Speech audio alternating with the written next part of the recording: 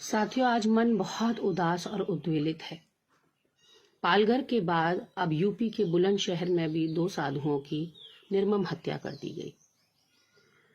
मैं कठोर शब्दों में इस तरह की घटनाओं की निंदा करती हूँ। ये नृशंस और अमानवीय घटनाएं हैं।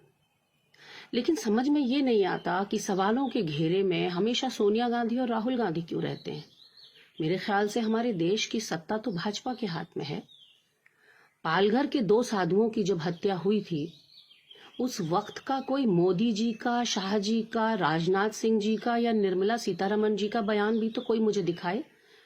कोई ट्वीट तो पता चले कि उन लोगों ने भी कोई ट्वीट की हो। लेकिन नहीं, सवाल हमेशा सोनिया जी से किए जाएंगे। तो फिर जो चीन से घटिया किट आई हैं, महंगी किट आई हैं, जो अब रिजेक्ट हो गई हैं, वो सवालात भी सोनिया जी से पूछे जाने चाहिए। क्यों साथियों? क्या इटली तो पैसा नहीं जा रहा उन किटों का जो बिचौलिए ने खाया होगा? क्योंकि जितना हमें पता है कि कोई भी चीज़ जब आयात की जाती है दूसरे देश से, तो उसका पहले क्वालिटी चेक होता है। उसके सैंपल्स, रैंडम सैंपल्स लिए जाते हैं और उसका क्वालिटी चेक किया जाता है।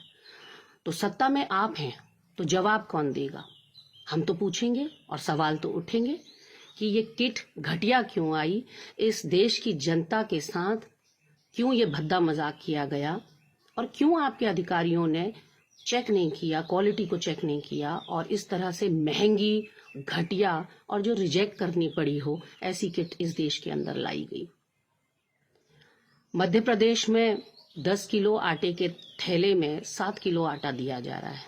क्या वो आटा भी इटली जा रहा है? नमस्ते ट्रंप के कराया गया, एक बड़ा इवेंट कराया गया भारत देश में, और आज उसको गुजरात और दिल्ली भुगत रहे हैं। हजारों लोग ट्रंप के साथ आए और आज सबसे ज़्यादा संख्या कोरोना संक्रमित मरीजों की गुजरात और दिल्ली में ही पाई जा रही है, जहां वो घूमे। ट्रंप और उनका पूरा लाव लश्कर घूमा।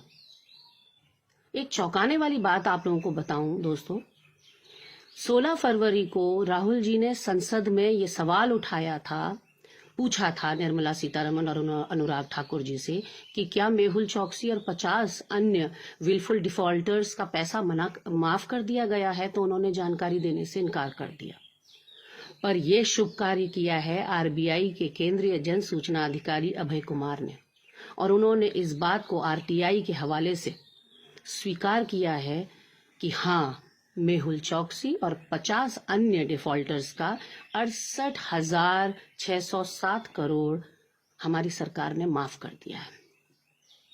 तो आप सोच सकते हैं कि एक तरफ तो कहा जा रहा है अर्थव्यवस्था डामाडोल है, एक तरफ कहा जा रहा था कि 56 इंच की छाती है, और दूसरी तरफ इस कोरोना महामारी से लड़ते वक्त पैसा भी माफ किया जा रहा था।